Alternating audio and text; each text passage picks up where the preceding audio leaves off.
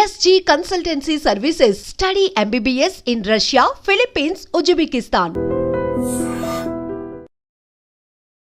ఇండస్ట్రీకి వెళ్ళినప్పుడు కొత్తలో ఆయన శత్రు డైరెక్టర్ సత్యమూర్తి గారు ఆయన డైరెక్టర్ ఒక సారాగొట్టు ఆపరేటర్ వేషం నాది. అది ఓపెనింగ్కి డ్యాన్స్ గురించి పాట పెట్టాడు. నాకు తెలీదు ఇవాళ పాట ఉందా నువ్వు కాసేపు నైట్ పని చేయాలని చెప్పాడు. సర్లే అనుకుని వెళ్ళాం. వెళ్తే ఏదో మ్యూజిక్ గీజిక్ వేసారు, అయిపోయింది. కోట రాని వాళ్ళిద్దరు వస్తారు, డాన్సులు రాగానే ఇట్లా లేవాలి అని అన్నాడు. సరే అని ఇట్లా లేద్దామని రెడీగా రిహార్సల్ చేసి కూర్చున్నాం. తక్కువ అప్పుడు జ్యోతిలక్ష్మి జయమాలి ఇద్దరు వచ్చారు. ఎదురు వచ్చి నా తోళ్ళ మీద కూర్చున్నారు. నాకు ఎట్లా ఉంటుంది సినిమాలు ఎట్లా చూసాను అంతే కదా. 10 టేకులు తీసుకున్నా. ఏందంటాడు. అప్పుడు జ్యోతిలక్ష్మి గారు అంది, మీరున్నాడు నేను చెబుతాను ఏమండి నీకు ఆశ్చర్యం వేస్తున్నావునా? అవునమ్మా నాకు అసలు ఆశ్చర్యం మీతో నేను కళ్ళ కూడా అనుకోలేదంటే అది అంతేనండి అందరూ అనుకుంటారు. పర్లేదు ఏం పర్లేదు అని కాసేపు సరదా మాట్లాడి అంటే మేము మళ్ళీ టేక్ అయిపోయింది. తర్వాత 10 సినిమాలు చేసాం ఇద్దరం కలిసి. అది వేరు సంగతి చెప్తున్నా. అలాంటి భావాలు ఏం రాకుండా ఏదో పెట్టుకుని ఒక దేవుడు అని చూసుకుని ఒక విగ్రహం పెట్టుకుని ఊహతో పెట్టుకునేది, అంతేగాని దానికి ఇదేం కాదు. అందుకే అంటారు పెద్దలు ఏమని చెప్పాడు, మనసు ఫ్రెష్గా ఉండాలి. అంతేగాని స్నానం చేసేవా లేదా, అది చేసేవా లేదా, ఇవన్నీ కాదు, మనసు ఫ్రెష్. శంకరాచార్యులు వారు చెప్పాడు, మనకి బంధువులు లేరన్నాడు. అర్థమైందా? బంధువులు లేరు. మీ నాన్న నీవు ఇంత పైకి రావడానికి ఎంత కష్టపడి చేశాడు, వాడు చేసి వెళ్ళిపోతాడు, చేతులు కడుక్కుని వెళ్ళిపోతాడు. నీ పిల్లలు నువ్వు చేస్తావు, నువ్వు వెళ్ళిపోతావు. ఇట్స్ వ్యాపారం. కాబట్టి మనకి ఇదేం లేస్తాను. మరి ఎవరు బంధువులు ఉన్నారన్నాడు. మరి ఎవరు వాళ్ళు, కానీ వాటికి రూపం లేదన్నాడు. ఆ బంధువులకి ఆకారం లేదు, కానీ బంధువులు ఉన్నారు మనకి. ఎవరు వాళ్ళు? సత్యం మాత. సత్యం అనేది నీ తల్లి, పితా జ్ఞానం, ఈ జ్ఞానం అనేది తండ్రి. సత్యం మాత పితా జ్ఞానం. ధర్మో భ్రాత, నీ ధర్మగుణం నీ సోదరు తోడబుట్టినవాడు. దయాసఖ, నీ దయాగుణం నీ స్నేహితుడు. శాంతి పత్ని, నీ శాంతి గుణం అనేది నీ భార్య.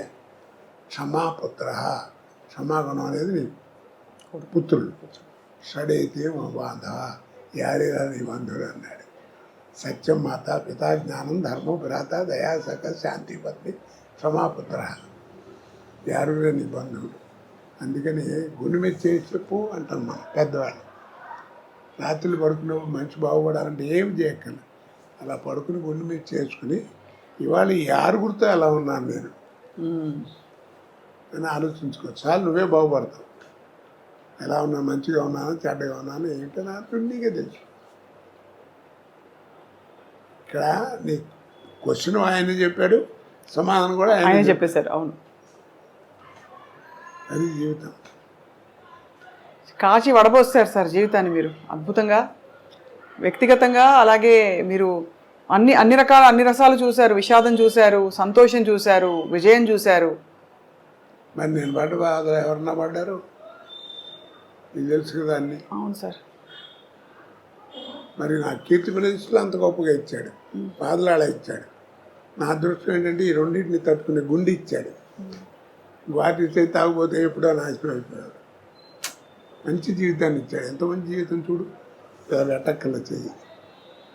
ఇంకా ఏదో ఎవరినో వస్తే రూపాయి సాయం చేసే పొజిషన్ ఉన్నాను. అలాంటి జీవితం ఎంతమంది. అలాంటి పీరియడ్ కొంచెం బాగాలేదు, జాగ్రత్త అని చెప్తుంది అంతే. అంతేగాని ఈ క్షణం బాగుండదు, ఇది బాగుండదు, ఇది బాగుండదు అని ఎవడు చెప్పలేడు. కాస్త జాగ్రత్తగా ఆ పీరియడ్లో ఉండటం కోసం నీకు గైడెన్స్. కానీ అసలు జీవితం అది కాదు. నీ లైఫ్ స్పాన్ ఎవరు చెప్పలేరు. అవును. ఎందుకంటే నువ్వు తల్లి కడుపులోంచి బయటపడి భూమి మీద పడంగానే కేర్ మనం అరుస్తాం కదా, ఏడుస్తాం. అవును. ఇక్కడ కేర్ మనగానే పైన బేరం అనే డేట్ ఫిక్స్డ్. కేర్ మంటే పైన బేరం అనే డేట్ ఫిక్స్డ్. ఇక దాన్ని మార్చేది లేదు. ఇక్కడ నుంచి అక్కడ ఈ ప్రయాణం కావద్దు. నీ ఆర్థిక స్థితిని బట్టి ఫస్ట్ క్లాస్లో వెళ్తావు, సెకండ్ క్లాస్లో వెళ్తావు. శ్రీమతి గారు, ఇంత అన్యోన్యమైన దాంపత్యం కొనసాగించడానికి సార్ మూల రహస్యం ఏంటి సార్? ఇది ఇంతే జీవితం అని ఎవరికాళ్ళు చదువుకోవడం అండి. ఆ పాట మీరు మళ్ళీ పాడతారా సార్? ఎవరైనా వచ్చి మీకు చెప్తే భద్రం బీ కేర్ఫుల్ బ్రదరు. అది ఎప్పుడో పాడామా, మనం పాడామా, శ్రీగారు పాడాడు. అవును. అంటే ఆయన గోపాలరావు, అది నీకు తెలియదు, మీకు ముందు పరేష్ రాజుతో చేయించారు, అది బాగాలేదని మళ్ళీ నాతో చేయించారు. అదే ఆ పాట సార్, ఆ పాత్ర అదే గొప్ప సీక్రెట్ చెప్పారు సార్. అది అంటే చాలా మంది తెలిసి ఉండొచ్చు కానీ ఏమండి, సాగితే గొప్ప అండి, సాగిపోతే ఏ మ్యారేజ్ ఏంటి తలకాయ చెప్పండి. అదే అది సర్దుబాటులో సంసారం ఉంటుంది. అవును. 2 పిల్లలు పుట్టిన తర్వాత ఇంకా 4 ఏళ్ళు 5 ఏళ్ళు సంసారం చేసి డైవర్స్ ఏమిటండి? ఆ మాట అంటే ఏంటంటే మా ఇద్దరికి కెమిస్ట్రీ కుదరట్లేదు, ఏదో వేవ్ లెంగ్త్ కుదరట్లేదు. ఏది వేవ్ లెంగ్త్ కుదిరింది? 100 పెళ్ళి ఇన్నాళ్ళు అయితే 5 గదిలో జరిగే సంబంధం ఎవరు చెప్తాడు?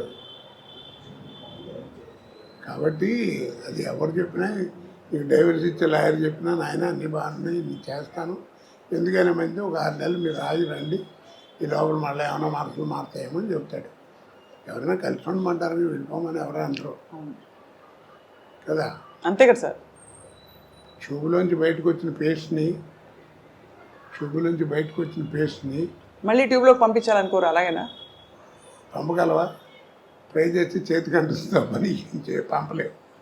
అలాగే గడప దాటి వెళ్ళిన సంసారాన్ని కూడా ఎవరైనా లోపలికి తీసుకురాలేడు, అది వాళ్ళిద్దరి మధ్యలో ఉంది. అదే అంతే కదా సార్. నేను అందుకే సంసారం ఉన్నాడు. అమెరికాలో ఒకసారి వెళ్ళినప్పుడు సంసారపక్షంగా ఉంటే బాగుంటుంది అన్న. ఒక ఆవిడ పెద్ద కోపం వచ్చి సంసారపక్షం అని 3 సార్లు అన్నారు. ఇప్పుడు సంసారపక్షం అంటే ఏమిటంటే అని అడిగింది. ఎన్నాళ్ళు అయిందమ్మా నువ్వు వచ్చాను? 28 సంవత్సరాలు అయిందన్నాడు. అంది. సరే బాగానే ఉంది, పెళ్ళి ఎన్ని ఏళ్ళు అయిందన్నాడు? 30 ఏళ్ళు అయింది. ఈ 30 ఏళ్ళలో మీ అమ్మ నాన్న ఎప్పుడన్నా గదిలో కూర్చుని తలుపేసుకుని లోపల కూర్చుంటావు నువ్వు చూసావా అన్న. నేను చూడలేదు. అదే సంసారం అంటే అన్న. ఏం చెప్తాను దానికి అర్థం? మరి ఆ జ్ఞానం ఉండాలి, అడగకూడదని. అలా తయారైంది.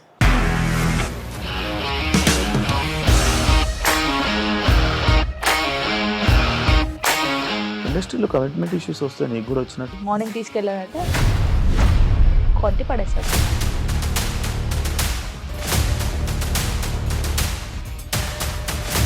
ఒక్కళ్ళు కూడా చూడలేదు ఈ సినిమా అని చెప్పడానికి కూడా చాలా ధైర్యం కావాలి. అది నిజం కదా, దాంట్లో ధైర్యం ఏంటి? ఇది నెక్స్ట్ డే ప్లేట్ మార్చేస్తే తప్పు కదా. As of now we are comfortable this అని నేను అనుకుంటున్నాను. రష్మిక గారిది మీది ఒకే ఊరంట కదా? మీకు కోపం వచ్చిందంటే బాగా తిట్టేత్తరా? తిట్టేద్దామండి. నిజంగా గేమ్ ని ఎలా చేంజ్ చేయగలిగారు? ఏపీఎస్ఎఫ్సి వాళ్ళకి 6 నెలల్లో నేను 6 లక్షలు కట్టా. బిజినెస్ చేయాలనుకుంటే it is as difficult as riding a tiger.